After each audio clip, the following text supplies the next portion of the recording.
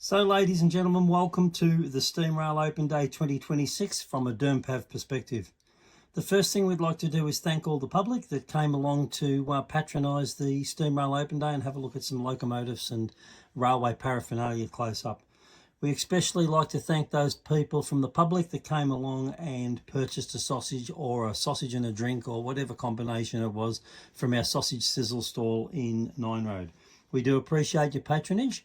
And this video is dedicated to the Steamrail Open Day, and the first thing we're going to do is have a look at what we put up for display, and then after that we'll have a look at the other exhibits that attended the Steamrail Open Day, and then we'll have a look at what Steamrail put up as an exhibit. The whole Steamrail Open Day is becoming a bigger and bigger event, and this year we saw the Seymour Rail Heritage Centre come down with their Royal Train, and Ballerine Railway brought Klondike along, and the Central Highlands Tourist Railway or the Dalesford Spa Country Railway brought along Rail Motor 74, which we'll have a look at. I think it's time to throw you into the videos and me stop talking, and you can see just what went on. Here we go.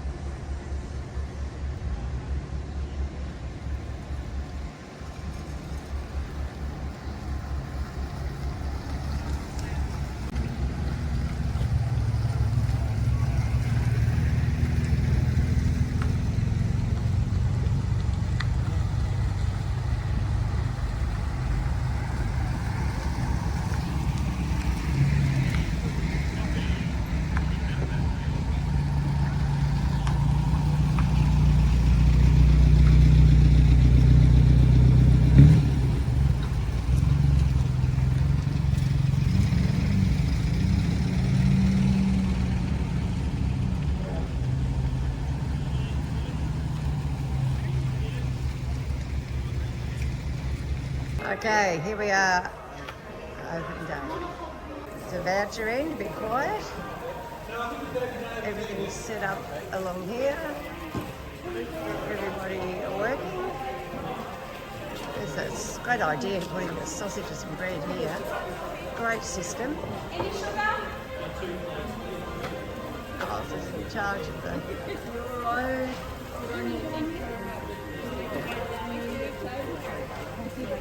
People flying. Everything's set up. People sitting out here. And we've got the signs here telling people which way to go. Sausages, no vouchers. Vouchers down the end. The vouchers are for those that are volunteering here. And then we get reimbursed for the Steamrail. And there's Max hiding. Who is that man? And here's volunteers from work. There's darling Mac. Electricians, and the boys here made a bit of room and put a hoist Doing in. all that. Tuesday, the boys from work come down and do bits and pieces. And how good does the car look? And we have the sign for the sausage sizzle.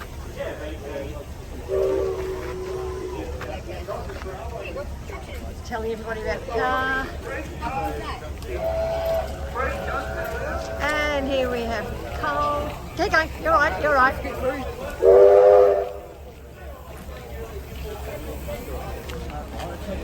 Yes, no, I understand that. That's one thing I still. Hello. Hi, how are you going? Yeah, we're going good here. Going good here? Yeah. Getting a lot of inquiries? Yeah, I know a few. I'm inquiring. Teddy Bear is looking very bored in the back there. Yeah, he was looking bored when we're taking him for a spin around the block.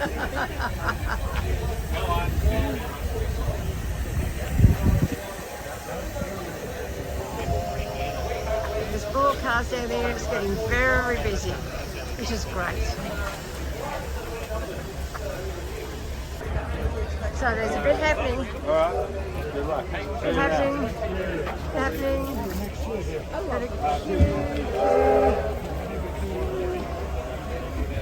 we don't run out of onions.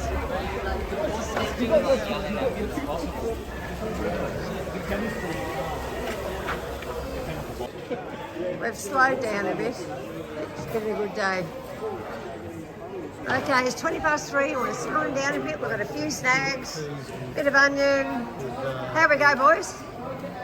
A great day. A great day. Still going. Great day. It's good. They'll be going until tomorrow. How are you going? All You good. had a good day? Yeah, getting to the end of it. It's been fabulous. So busy. As for your brother-in-law,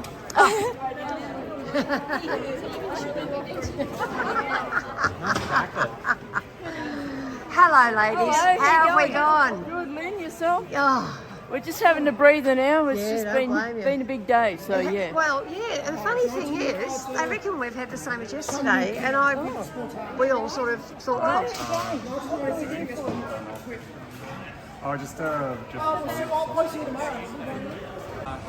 No worries. What would you like? So this is our point of sale here, and what they're doing there is taking the order off the customer, and they call out what they want, and then our sausage rotator down here arms up to what the order was, and then it goes over the barbecue plate, and you'll see there we go. He's picked it up, and now he's taking it over to the barbecue where they're barbecuing the sausages, and they load the sausages onto the barbecue, onto the sausage rotator, and then it goes up to the other end to get the onion put on it. And then after the onion's put on, it's then delivered to the customer. And this has been refined over about 4 or 5 open days. And this is sausages that are huge. And we're actually delivering the sausages down to where the sausage delivery area is before the customer gets down here. And there's the customer picking up their order now, putting their sauce on, and then they blast off. And then after they've been delivered to the customer, the sausage rotators are rotated back up to the front where they're reused again by the person that's loading up the sausages. Say hello, friend. So here's Macca's Chev, and this is the one that was restored here. He purchased it from Darwin, and then after he contracted MND, the guys at work decided that they wanted to help out. You can stop the video there and have a read of that if you want. That's the story. And so the guys at work, once they found out that he had contracted MND, that they wanted to help him out and get this chev done, and so that's what they did. And they've done an absolutely beautiful job. They worked here. We put a car hoist in, and so that we could accommodate them, because we had the utmost respect for Macca, and we wanted to do our bit to help out. All of us here at DERMPAV had worked with him down at the South Island Locomotive Maintenance Facility. And so we wanted to pitch in and help out. So there's a bit of a look at Macca's car. The video series is available on YouTube if you want to see the processes they went through. There's 70 videos on YouTube, and if you search Macca's Chev, you should that series should come up. So if you want to have a look at it, have a look. There's Mac and Bob out there. So here's Peter's main force patrol car. He's a bit of a Mad Max addict, and what he's done is restored one of the main force patrol cars. I'm not sure whether it's an interceptor or pursuit car or what it is. Pursuit, there it is there on the back, and he's done a bloody beautiful job of this thing, and he's got it here on display today. You've got to maintain the right. It's Main Force Patrol 08, and it's got blue lights on it and a bit of a siren thing up there so that you can tell that they're going. I don't know what the police think of this when they turn, when he turns it on and pulls them over. So this is early in the morning and before the event actually opens. Everybody's getting ready to go, and we've got 560 here, and it's joined by 592, which is John Phillips's bus, and that's going to be out on the circuit today doing roundies, picking up all the people from Newport and bringing them down to the main gate, and from the main gate back to Newport when they're ready to go home. So this is a good look at the colour scheme that they were when they were taken out of service, with the cream from the roof right down to the green underneath the bell rail, and ours is the way it was in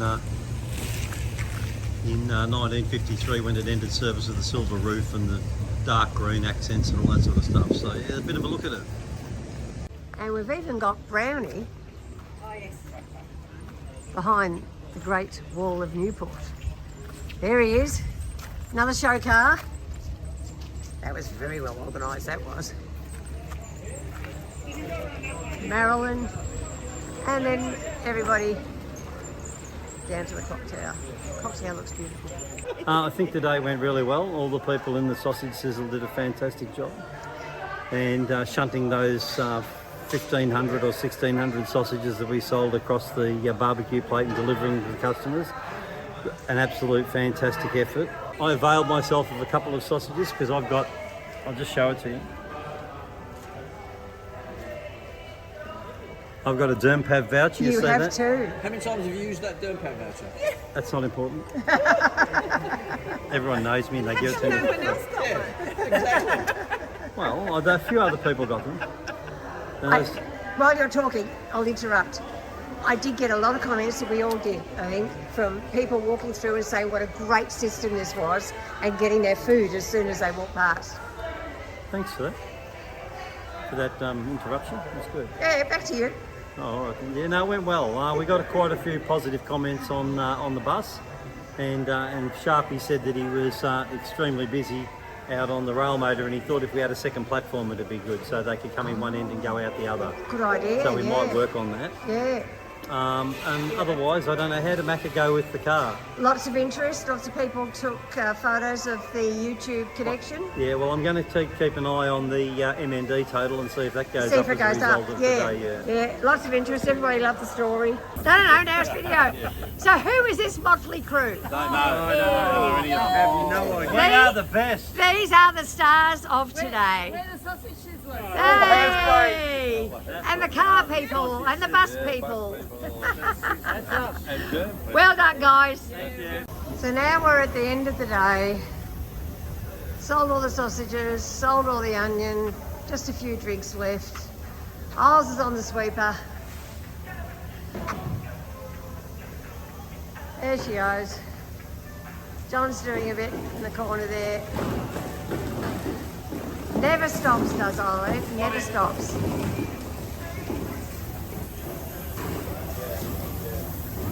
We've got these two resting here. Well, we're contemplating about They're discussing things. And we've got the bus ready to get put in with. We've got Max and Cole here.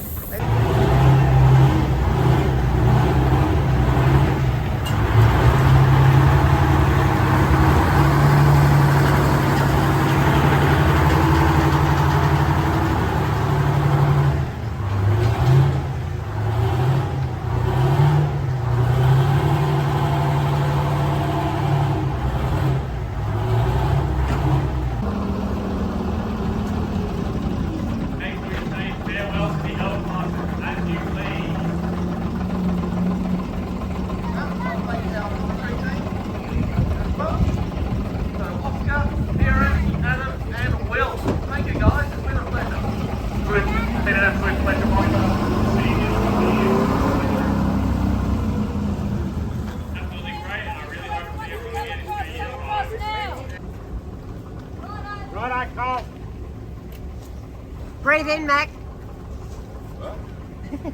Cole's driving. Watch out for Marilyn. Don't care about anything else. Oh, come on.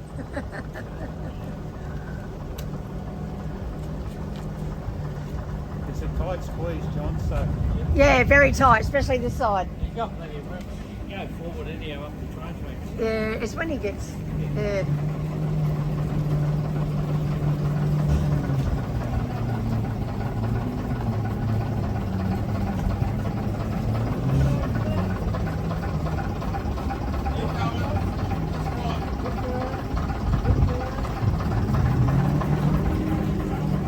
There's Teddy. There's some onlookers. Right up now.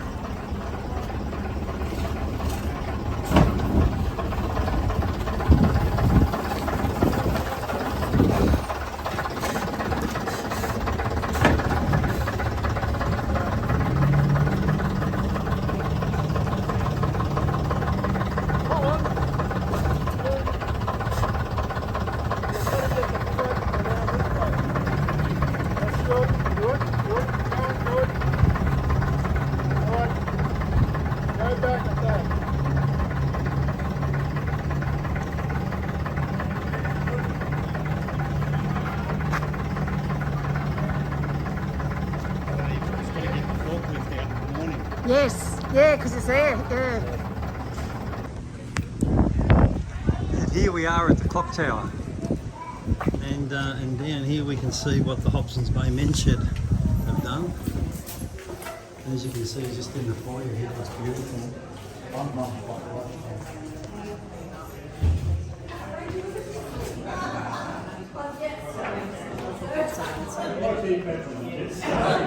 And they've got a bit of a display in here.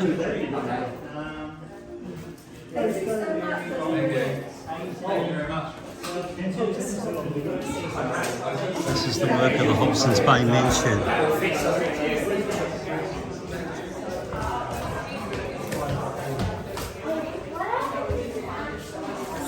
No, you're right.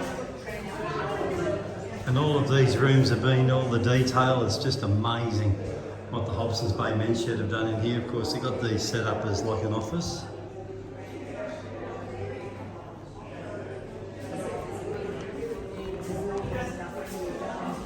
And then they're starting to work up the top now, but they haven't made a lot of headroom up there, headway up there, but they're still finishing off down here. You can see the woodwork. The woodwork looks absolutely fantastic.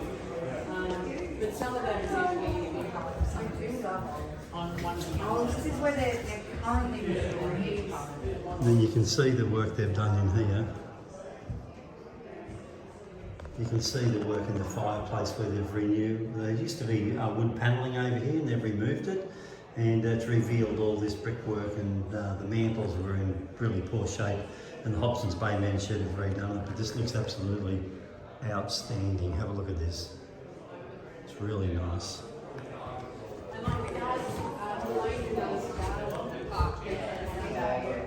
And you can see here that there's the wood panelling that was there before, covering the fireplaces, and here they are working on this room now. This is still a work in progress, this room, before they move upstairs. So there's a bit of a look at the Hobson's Bay Men Shed. So we've got Barry Fell here from the Central Highland Tourist Railway, and he's going to tell us about Rail Motor 74. Good afternoon. Well, this is Rail Motor 74, the last remaining Dodge passenger mail motor in the state.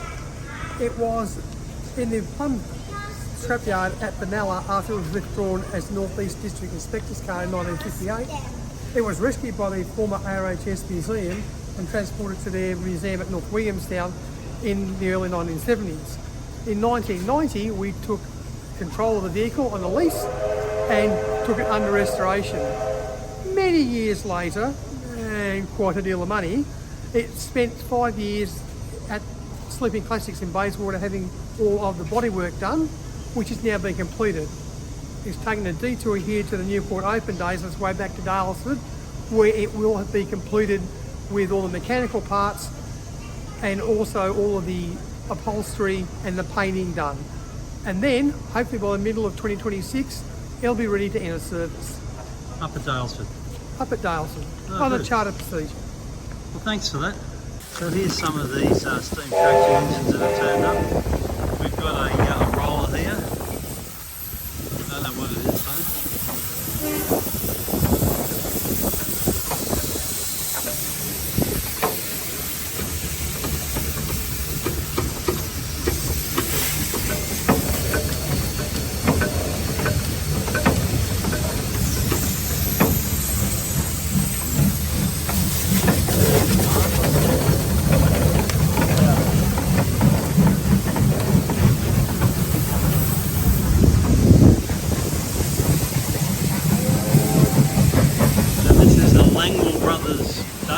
Limited Melbourne.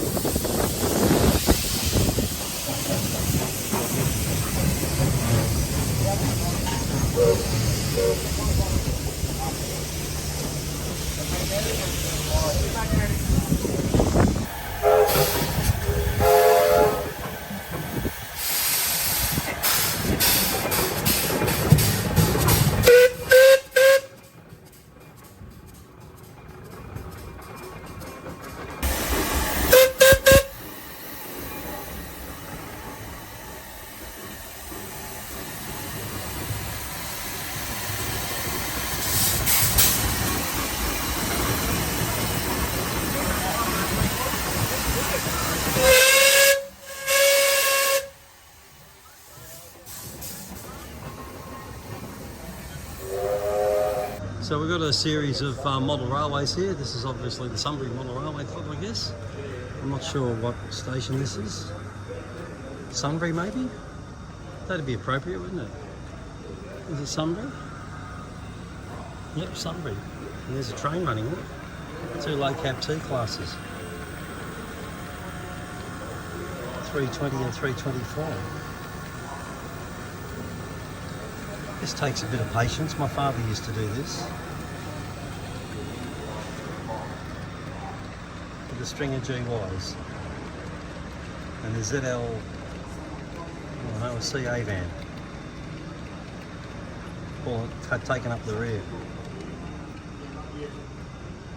Oh, 413, that's a long way from Cudgera.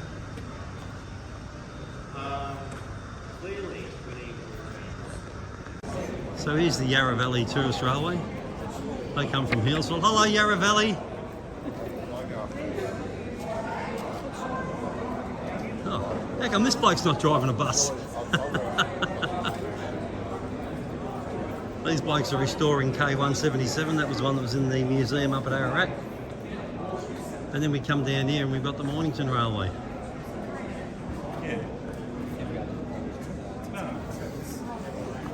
And then the Victorian Goldfields Railway from Malden. Malden to Castlemaine they operate.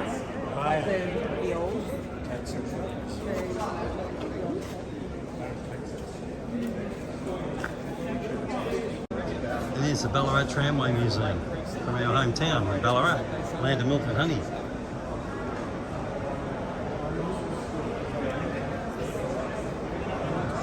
Oh, it's good. We're happy.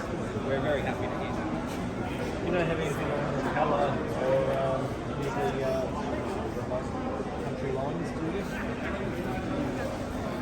They've got a bit of merchandise here for sale, which is good. So here's the Diamond Valley Railway. They're a 7 1/4 inch gauge railway that runs in the Eltham Park. And they've got a steam engine here. It looks like a cane railway engine that might have run in Queensland. Not sure though. And then here, I guess they got all the cab controls. That's where the coal is. They feed into the firebox. And they got 2 gauge glasses, a pressure gauge, you know, I guess that's the regulator. And that's the firebox door, and it goes. Now I've got no idea what this thing is. Obviously it's a motor car. Oh, there we go. It's a Morris Club. It looks like it's a Morris. It's a nice looking machine, isn't it? Look at the headlights. Oh yeah, it's a Morris Cowley. Look. There it is there. I don't know what year though. It's on the club permit system, so it must be able to run on the road. Nice machine. So here's the Royal train. We've got Yarra here, but these are the heritage carriers from the Seymour Railway Heritage Centre. And as you can see, these are absolutely beautiful. Have a look at this thing. This is Yarra. It's got the observation platform on the back where you can stand out there and sip your wine or do whatever you want to do while the train's going on. This is like old school. Look at the LED lighting. It's beautiful. It's good to see Seymour here too.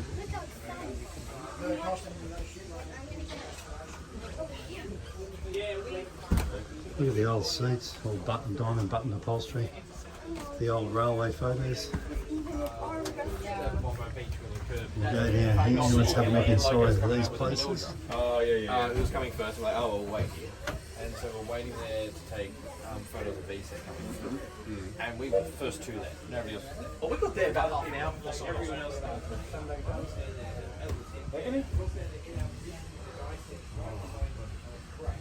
Wow, these are beautiful. That's where the conductor would have been, or the car steward. Wow, these are a credit to them.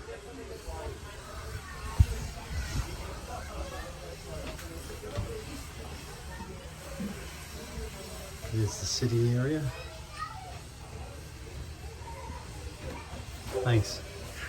Look at that. Look at this thing. Wow. And now we're crossing over into, I don't know what. We'll see in a minute. Oh, there we go. 30 AE. So this is a first class E car.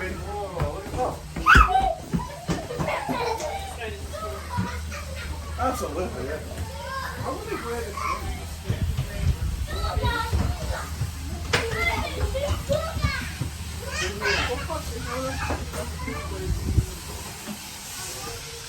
There's some of the photos. That one's at Princess Bridge. This compartment's unoccupied. So I thought we'd come in and have a look at some of this. Clarendon Street, South Melbourne, Victorian Railways, shipping and customs shed from Montague.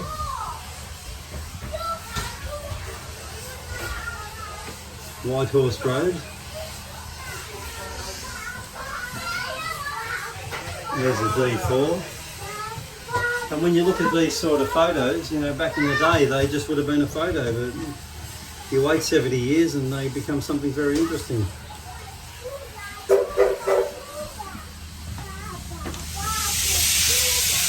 And there's the the seat numbers in each compartment, and of course, then they're replicated with their own little numbers. And they've all got those old photos in there.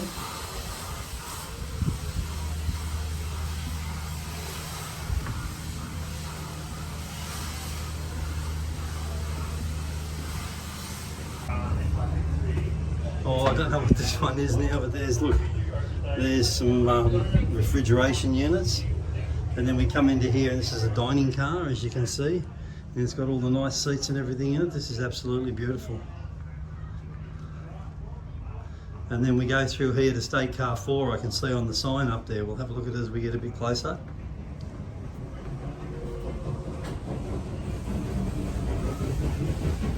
And then over here is the kitchen where they used to make all the food and everything to serve in the dining car there. This is the number 4 State Car.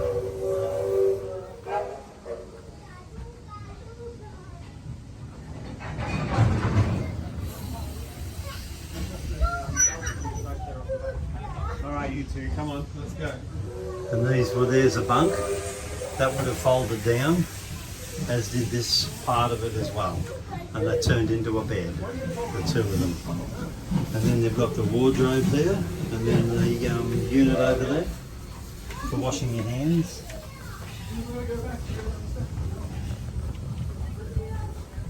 And there's the hot water service. A bit modern, but you know, that's how it is. You can't have old stuff like that, it wears out and you've got to replace it. And then in here is the lamp fittings and all the LED light up on the clerestory roof. The old chairs. They may have done. Yeah. Because the A2 class isn't all in the back class anymore. And then we come down here.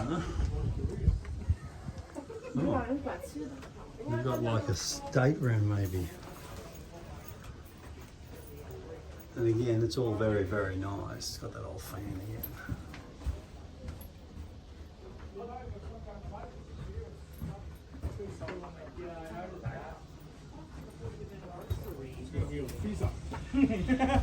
And then it's got a parlour car here too.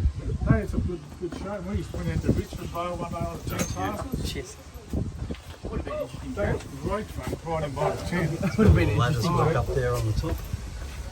Dome lights. This is where the Queen said her photo taken. Right here it was. So here's our 7-Eleven, and what they've done here is they have repainted it, and it looks absolutely beautiful. This looks absolutely marvellous. Gold on it. Well, just get on board and have a look. So here we are, we're on the deck of the R, the footplate. This thing here is the regulator. It's got an oil fire going on in there.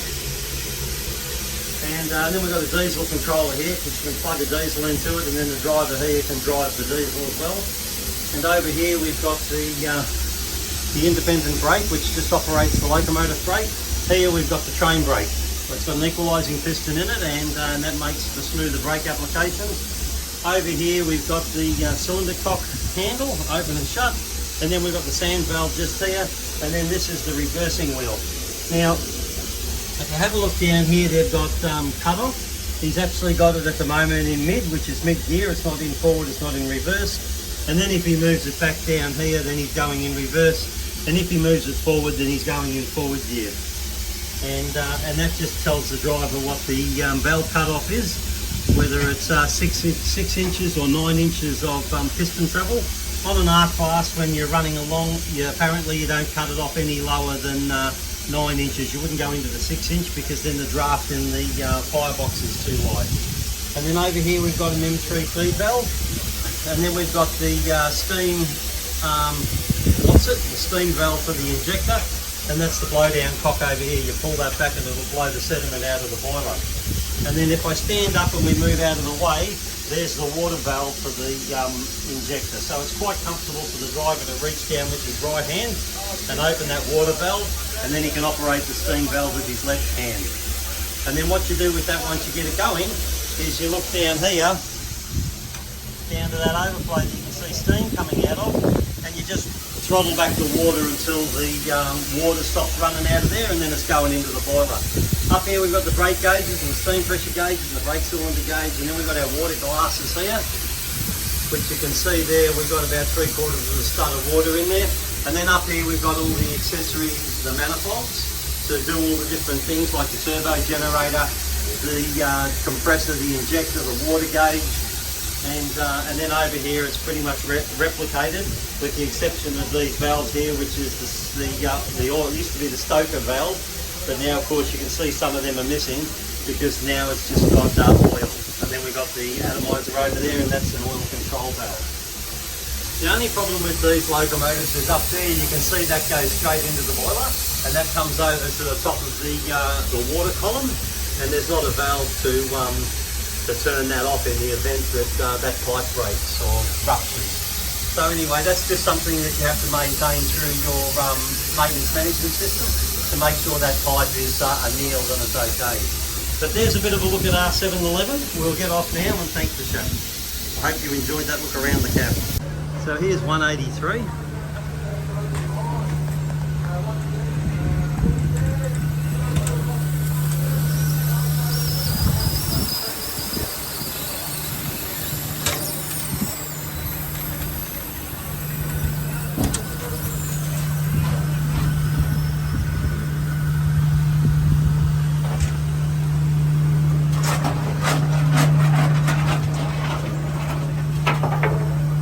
Of Adrian Kiley. Adrian, they used to call him the Jinx, and he was involved with Ian Pedersen on the accident at Benalla. So it's good that's there to remember him. And so there's the D3 639. That's a light lines passenger engine, and they could get across branch lines a little bit because they were light on their feet. And this is a nice looking engine too. Typical of all the D3 class that operated over the Victorian railways. Had a fair turn of speed, and it was a good thing. So this is Y112. It's masquerading at the moment as 419 as an old locomotive. Now this was used in Ballarat. It was actually last year's shunting in Ballarat, and then it was plinth at Ballarat, and then Sovereign Hill acquired it. So yeah, there's a look at their Y class. It's the oldest locomotive in steam in Victoria, or maybe even Australia, because it's 1889. This locomotive was built in 1889. It's the oldest operating Victorian steam locomotive. No 60. It has a copper firebox, which means it's an incredibly good steamer. It makes steam at the drop of a hat. Have an incredible tractive effort. The Victorian Railways kept them, despite their age, for years as shunting locomotives because they're very nimble, very quick, very responsive, and have very good tractive effort. Still use it on the main line. And one of the things I find fascinating is it's a Victorian era locomotive, and if you come in, the footplate here, you've got this typical Victorian footplate, with a cup of tea boiling over there, and you've got sitting up there a brand new whiz-bang modern ice radio unit, which of course symbolises the fact we still use it on the main line. Come and have a look. So what are all these things? Well, the most important thing is probably the gauge class, because that tells us how much water we have.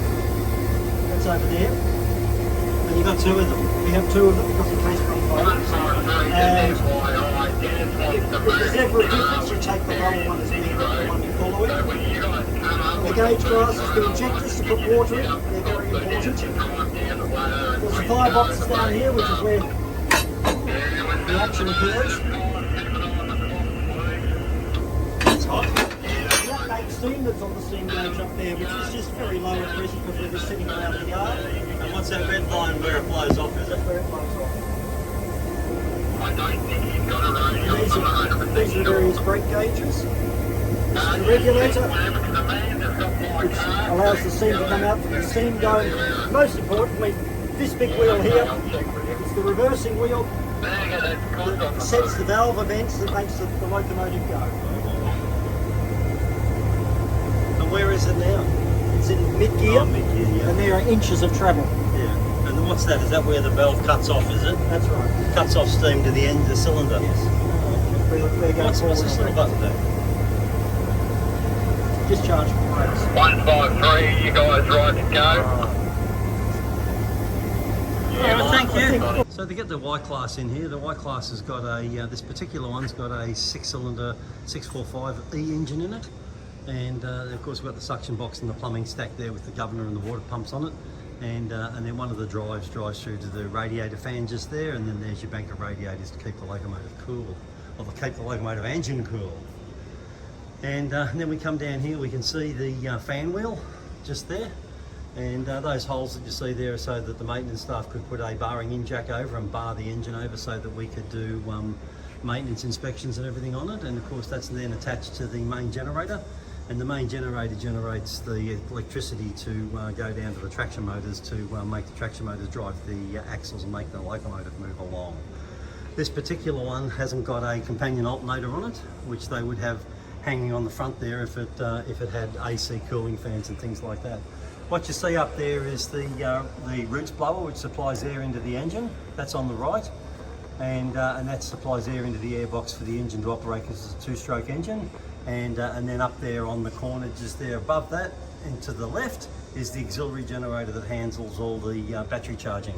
And then over here we've got the WXE air compressor, and that is driven directly off the front of the generator, and that supplies all the air for the air brakes, the whistle and all that sort of stuff. And then in front here we've got the fuel tank. Holds about 4,000 litres of diesel fuel, and that sustains the locomotive for a little while. And then those doors you see just there, they're the battery box. And then we come to the cab of the locomotive. This is Y164, it's Steamrail's shunter, and it looks like it's in for a little bit of maintenance work because they're putting new steps and everything on it and giving it some red oxide undercoat. So I guess they'll paint it as well. So just moving on from looking at the engine, what we've got here is a associated engine parts. So what you've got there is the connecting rod, and the connecting rod comes into the carrier, and the carrier then sits on top of the piston sits on top of the carrier, and there's a thrust washer just in there to take up any thrust, and then the products of combustion are in here. We've got 4 valves in here, they're missing at the moment, and the injector sits in that middle nozzle. So as this piston starts to come up, the injector fires the diesel and fires the mix off, and then it starts going back down again. This is a technically brilliant piston because they were having trouble with piston problems right back from the start of their diesel engine program in 1933, and they finally resolved it in 1941 with this piston, and they held it in place with a snap ring that you can see just there. If I zoom in there, you can see that's the snap ring, and what that did is allowed the piston to float around and keep the carrier central, and then they could shoot oil into the carrier, which came up onto the top of the piston, and the oil was then regulated in its speed that it could get back down into the crankcase of the engine, and that would provide cooling to the top of the piston. So there's the engine complete. That's a 16-cylinder engine, and you can see the rocker gear in there. Let me see if I can zoom in a bit so you can see it. Yeah, there we go. So there's the rocker gear up there. They actuate those valves we saw earlier, and the 2 outside ones are exhaust valves, and the centre one is the injector.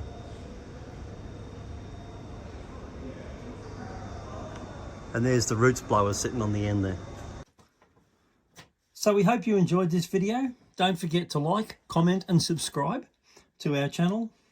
And we'd like to thank you for watching, and we hope you found the video interesting. And as I said in the intro, it's great to see all these other organisations coming along and all the public joining in to have a look at all these things. It's getting bigger each year. We'd encourage you to put I think it's the 11th, 12th and 13th of March 2028 aside, and so that you can come along and join in the action. So thanks for watching.